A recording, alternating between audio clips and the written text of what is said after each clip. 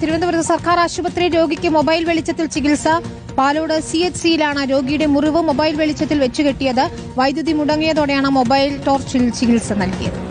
ആരോഗ്യരംഗത്ത് ഇപ്പോൾ നിലവിൽ തുടരെ സിസ്റ്റം പിഴയ്ക്കുന്നുണ്ട് എന്നുള്ളതാണ്. ഈ സർക്കാർ ആശുപത്രിയിൽ രോഗികൾക്ക് മൊബൈൽ വെളിച്ചത്തിലാണ് ഇന്ന് ചികിത്സ നൽകിയത്. തിരുവനന്തപുരം പാലോട് CHCയിൽ നടന്ന ദൃശ്യങ്ങളാണ് നമ്മളിപ്പോൾ കണ്ടത്. ഇന്ന് വൈദ്യുതി മുടങ്ങിയതാണ് മൊബൈൽ ടോർച്ച് തെളിയിക്കാൻ കാരണമെന്നുള്ളതാണ് ആശുപത്രി അധികൃതർ വ്യക്തമാക്കുന്നത്. ഇതേ സമയത്ത് തന്നെ പക്ഷെ അതിലൊരു ചെറിയ പ്രശ്നമുണ്ട്. എന്തിനാണ് എല്ലാവരും ഈ വലതുപക്ഷത്തിനെ ഇങ്ങനെ കടന്ന് ആക്രമിക്കുന്നത്? പവർ കട്ട് അനിവാര്യമായിട്ടുള്ളൊരു കാര്യമല്ലേ? പവർ കട്ട് എന്ന് പറയുന്നൊരു സാധനം എന്തായാലും അനിവാര്യമാണ്. ആ സമയത്ത് കൊണ്ട് എന്തിനാണ് ആ രോഗിയുടെ കാലിൽ മരുന്ന് വെക്കാൻ പോകുന്നത്?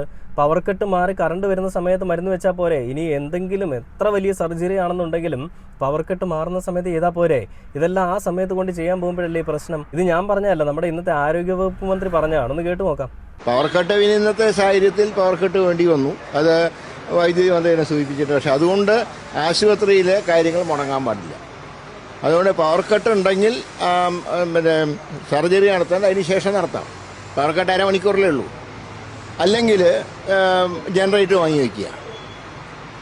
അത് രണ്ടും ചെയ്യാതെ ഒരു അലംഭാവം കാണിച്ചിട്ടുണ്ടെങ്കിൽ അത് തീർച്ചയായിട്ടും നടപടി സ്വീകരിക്കും. ഒരു സംശയവും കാര്യത്തിൽ വേണ്ട.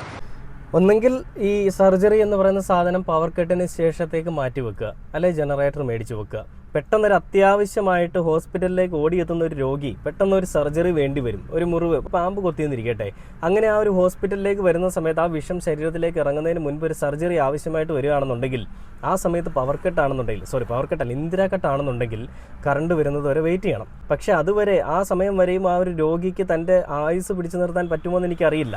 അങ്ങനെ അയാൾ മരണപ്പെട്ടു പോയാലും ഇതൊന്നും ഞങ്ങളെ ബാധിക്കുന്ന കാര്യങ്ങളല്ല, ഇതെല്ലാം ഹോസ്പിറ്റൽ മാനേജ്മെൻറ്റിനെ ബാധിക്കുന്ന കാര്യങ്ങളാണെന്നാണ് ഇവർ പറയുന്നത്.